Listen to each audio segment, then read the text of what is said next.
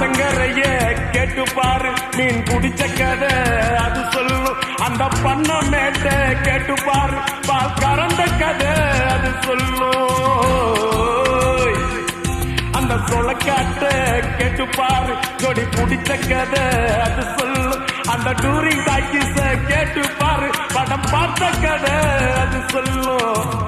கர்ணம் போட்டு கண்ணத்துல குதிச்ச நினைவுகள் மலருது, மனசுக்குள் குளிருது.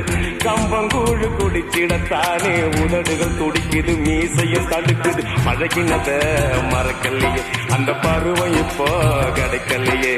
காட்சிகளுக்கு நிறையில்லையே, இன்னும் கண்ணை விட்டு தான் மறையல்லையே.